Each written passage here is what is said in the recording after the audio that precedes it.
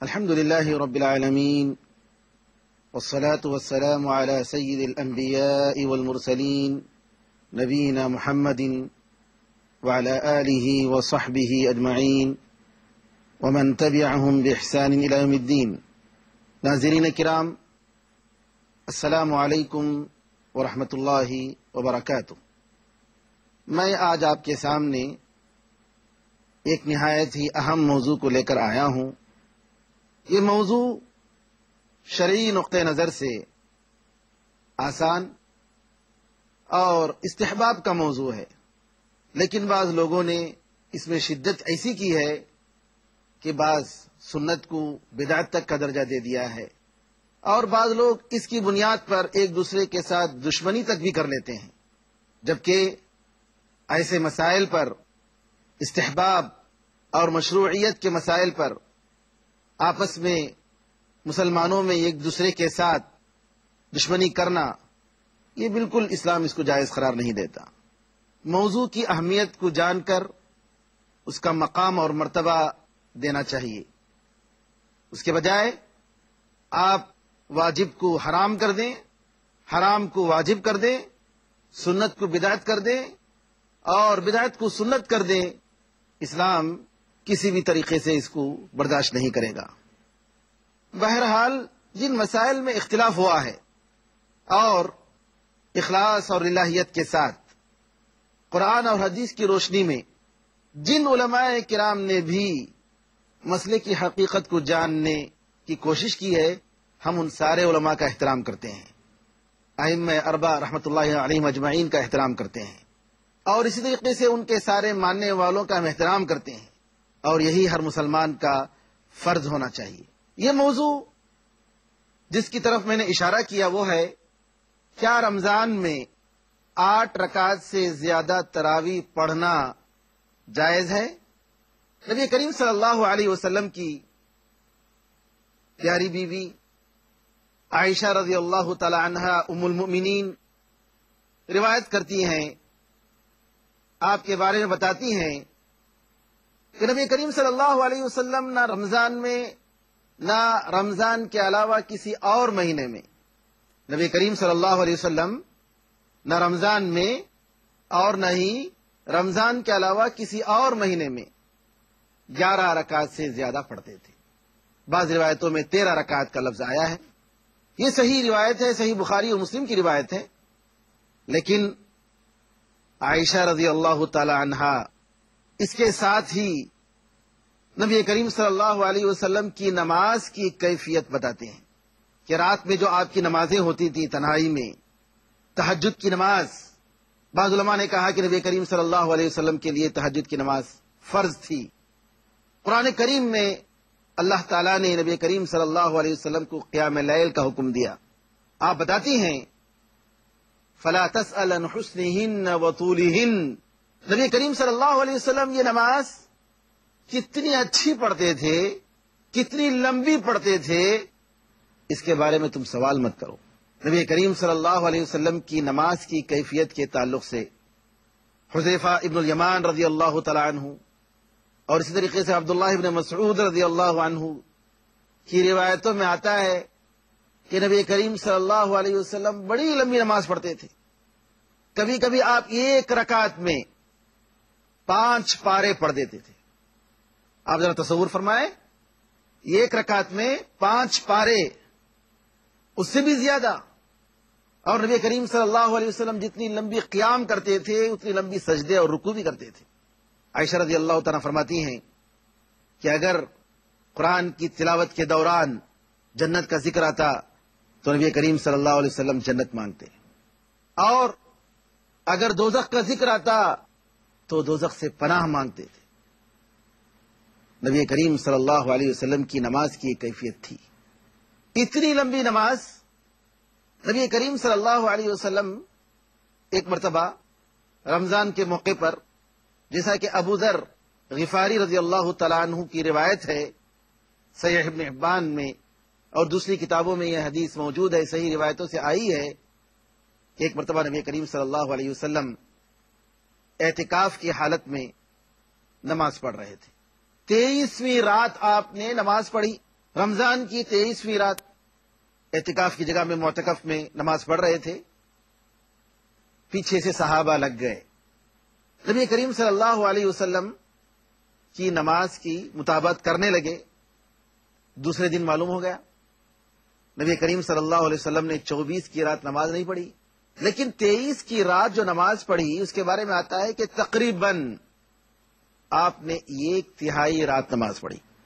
1/3 رات، یعنی اگر رات کو 12 گھنٹوں میں تقسیم کی جائے اور عشاء کے نماز کے بعد آپ نے اگر نماز شروع کی، یعنی کم از کم آپ نے 3-3.5 گھنٹے آپ نے نماز پڑھی۔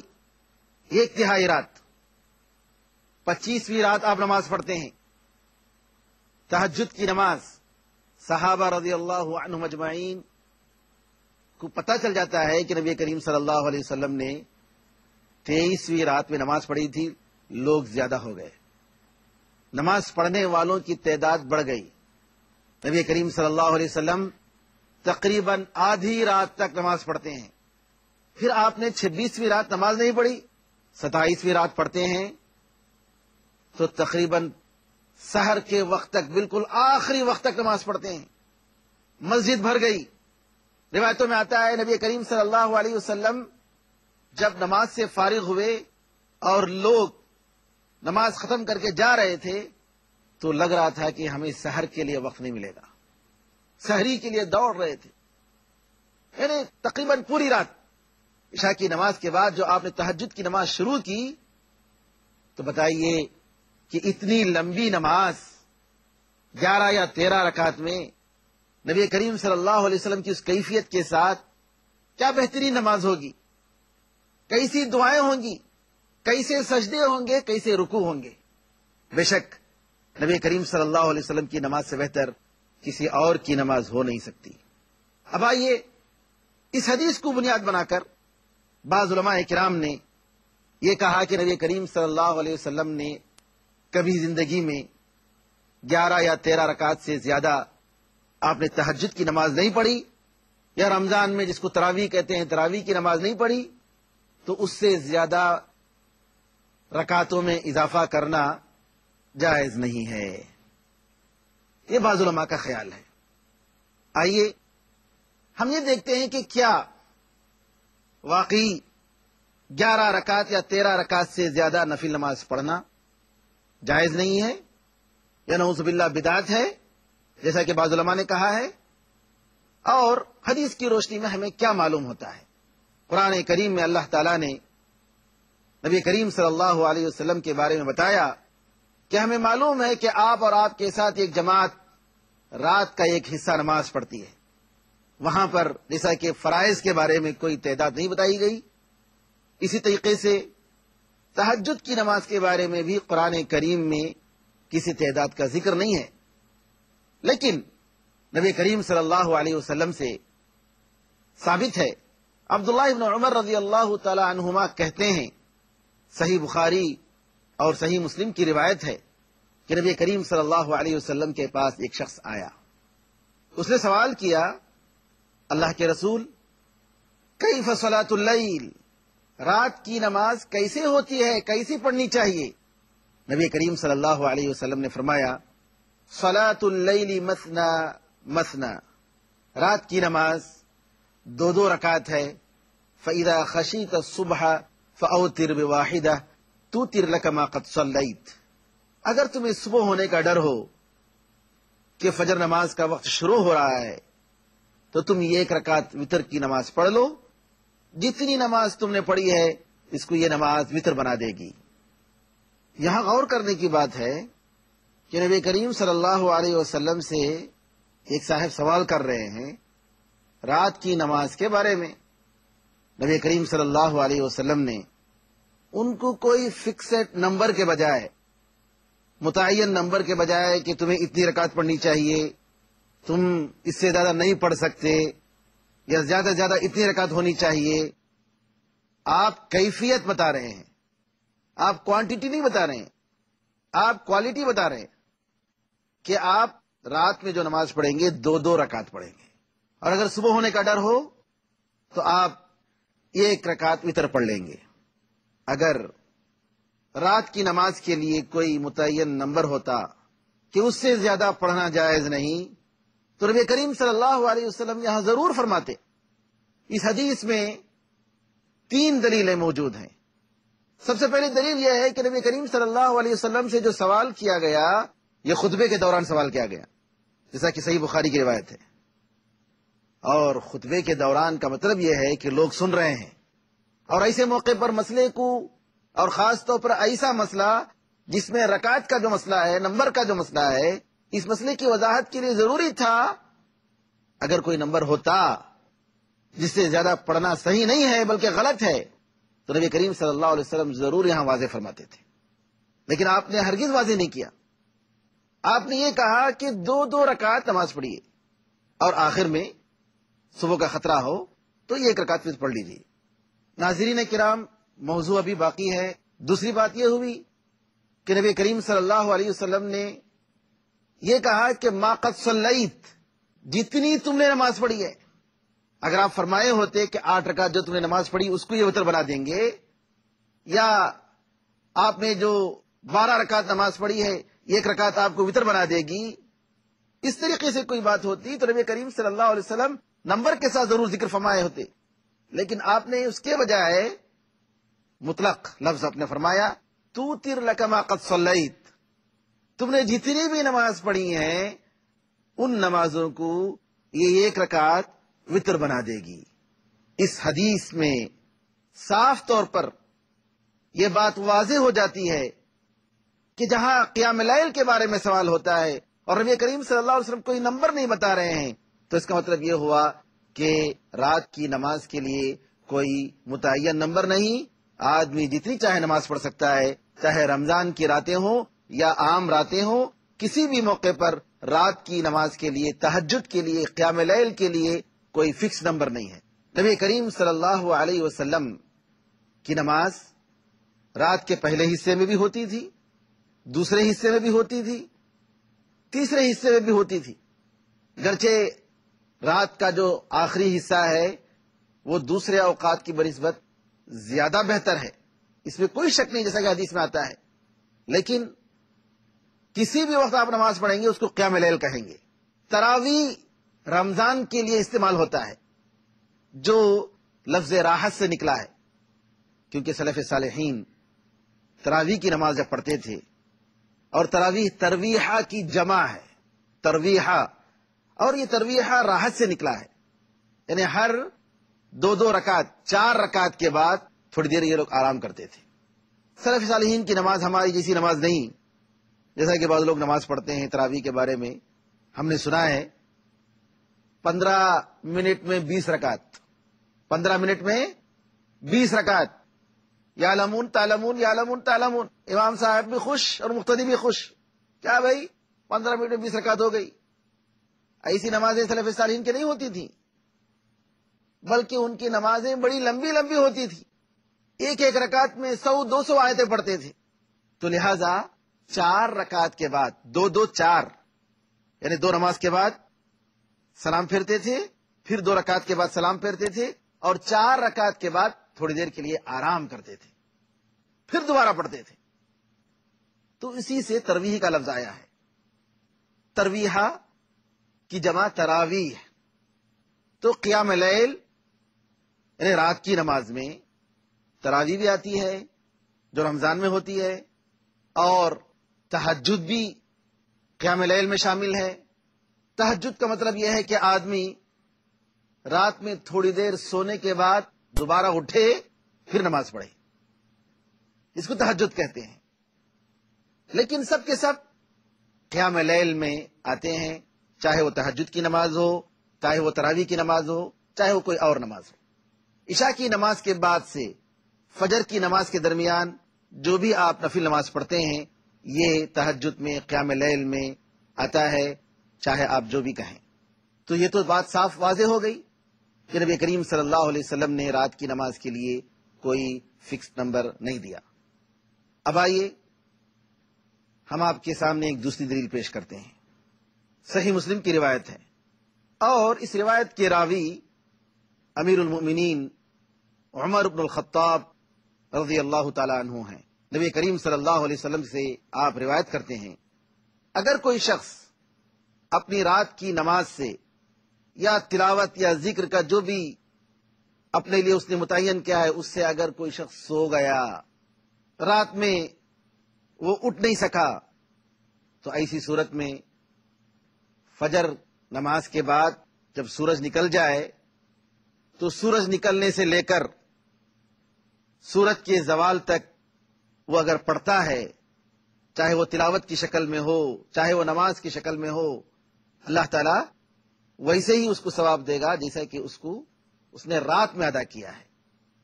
صحیح مسلم کی روایت. اس سے بھی معلوم ہوا کہ رات کی نماز کے لیے کوئی فکس نمبر نہیں، کیونکہ نبی کریم صلی اللہ علیہ وسلم فرماتے ہیں من نام عن حزبہ، اگر کوئی اپنی متعین نماز یا تلاوت سے اگر غافل ہو گیا اور سو گیا، اس کی نماز اگر فکس نمبر ہوتا رات کی نمازوں کے لیے تو ضرور نبی کریم صلی اللہ علیہ وسلم یہاں بتائے ہوتے، لیکن جب آپ نے نہیں بتایا تو اس کا مطلب یہ ہوا کہ رات کی نماز کے لیے کوئی فکس نمبر نہیں ہے. ہم آپ کے سامنے تیسری دلیل پیش کر رہے ہیں.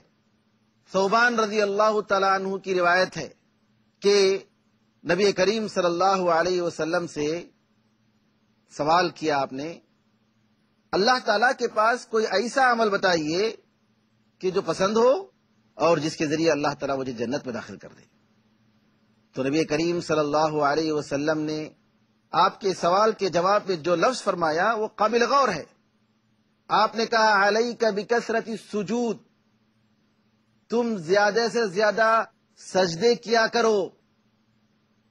سجدے کا مطلب یہ نہیں کہ جو ہے آپ جیسا کہ بعض لوگ کرتے ہیں نماز سے فارغ ہونے کے بعد سجدے میں چلے جاتے ہیں یا دعا کرنے کے لیے سجدے میں چلے جاتے ہیں، اس کا کوئی ذکر نہیں ہے. سجدے تلاوت کا ذکر ہے، سجدے سہو کا ذکر ہے، لیکن دعا کے لیے الگ سجدے کا کوئی ذکر نہیں ہے. اور لوگ اس کو سمجھتے نہیں ہیں اور عام طور پر یہ سمجھتے ہیں کہ نماز کے بعد دعا کرنے کے لیے سجدے میں چلے جائیں وہ زیادہ بہتر ہے، کیونکہ نبی کریم صلی اللہ علیہ وسلم نے فرمایا کہ سجدے کی حالت میں زیادہ دعا قبول ہوتی ہے. تو نماز میں جو سجدہ ہے وہ مراد ہے. تو یہاں بھی اس حدیث میں بھی نبی کریم صلی اللہ علیہ وسلم نے جو فرمایا ہے کہ علیک بکثرت السجود، کہ تم زیادہ سے زیادہ تم سجدے کیا کرو، تو اس کا مطلب یہ ہے کہ زیادہ سے زیادہ تم نفل نمازیں پڑھا کرو. حدیث میں آتا ہے کہ اگر تم ایک سجدہ کرو گے تو اللہ تعالیٰ اس کے بدلے میں ایک درجہ تمہارے بلند فرمائے گا اور ایک نیکی کا اضافہ کرے گا، ایک گناہ کو مٹائے گا. تو جتنا آپ اللہ کے لیے سجدہ کریں گے اتنا زیادہ آپ کو ثواب ملے گا. سجدے سے مراد جیسا کہ میں نے کہا نماز، رکعت، نماز میں سجدہ، رکعت میں سجدہ سب سے اہم اور سب سے بہت ہی اہم رکن ہے، کیونکہ حدیث میں آتا ہے کہ انسان نماز کی حالت میں سب سے زیادہ جو اللہ سے قریب ہوتا ہے وہ سجدے کی حالت میں قریب ہوتا ہے. تو لہذا نبی کریم صلی اللہ علیہ وسلم نے نماز کی ایک اہم رکن کا ذکر کر کے نماز پڑھنے کا حکم دیا کہ نفل نمازیں زیادہ پڑھا کرو. تو اس سے بھی معلوم ہوا کہ رات کی نمازوں کے لیے کوئی فکس نمبر نہیں، یہ نفل نماز ہے اور نفل نماز آپ جتنی چاہیں پڑھ سکتے ہیں. بعض علماء کا یہ خیال ہے کہ آپ تراویح کی نماز رسول کریم صلی اللہ علیہ وسلم جو پڑھتے تھے وہ 11 کی نیت سے پڑھیے، وہ تو سنت مؤکدہ ہے، کیونکہ نبی کریم صلی اللہ علیہ وسلم نے اس کی بار بار ترغیب دلائی. اس کے بعد اگر آپ پڑھنا چاہتے ہیں تو نفل کی نیت سے پڑھیے. بہرحال جیسا بھی ہو، رمضان میں یا رمضان کے علاوہ کسی اور رات میں 11 یا 13 سے زیادہ پڑھنے میں کوئی حرج نہیں. نفل نماز ہے، آپ جتنی چاہے پڑھ سکتے ہیں. اس میں نبی کریم صلی اللہ علیہ وسلم کی طرف سے کوئی فکس نمبر نہیں آیا. اب آئیے آپ کے سامنے ایک اور دلیل پیش کرتے ہیں. یہ بھی صحیح مسلم کی روایت ہے. شب قدر کے بارے میں نبی کریم صلی اللہ علیہ وسلم نے یہ فرمایا کہ اگر کوئی شخص شب قدر کی رات ایمان اور ثواب کی نیت کے ساتھ نماز پڑھتا ہے تو اس کی اگلی پوری گناہیں معاف ہو جائیں گی. نبی کریم صلی اللہ علیہ وسلم کا یہ فرمان اور قرآن کریم کا یہ فرمان کہ 1000 مہینوں سے بہتر ہے، یعنی ایک رات 1000 مہینوں سے بہتر۔ 1000 مہینے کیا مطلب؟ 80 پر 3 سال 4 مہینے سے بھی زیادہ۔ یہ ایک رات شب قدر کی عبادت 80 پر 3 سال 4 مہینے سے بھی زیادہ حیثیت رکھتی ہے، اس کا مقام ہے، اس کا ثواب ہے۔ ایسی راتوں میں بھی اس غلط فہمی میں مبتلا ہو کر کہ ہم 8 یا 10 رکعت سے زیادہ نہیں پڑھ سکتے، ہمارے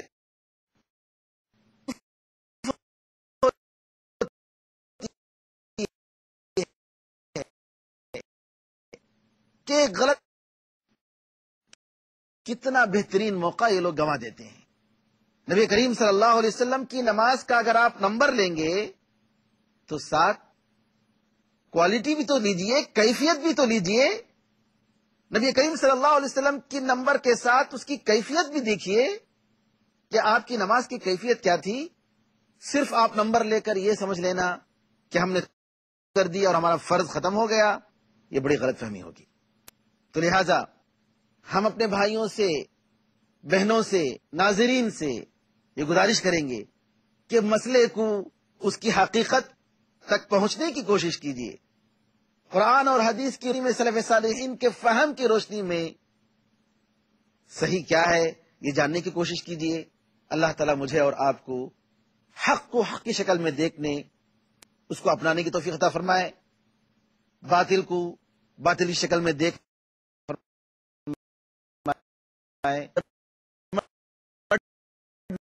نہ کر دے کہ ہم بھٹک جائیں، نعوذ باللہ۔ ناظرین کرام، موضوع ابھی باقی ہے، اگلے حلقے میں اس موضوع کے تعلق سے مزید دلیلیں آپ کے سامنے پیش کروں گا تاکہ یہ مسئلہ آپ کے سامنے بالکل واضح ہو جائے کہ رات کی نمازوں کے لیے کوئی متعین نمبر نہیں۔ اس وقت تک کے لیے اجازت دیجیے۔ اللہ حافظ۔ السلام علیکم ورحمۃ اللہ وبرکاتہ۔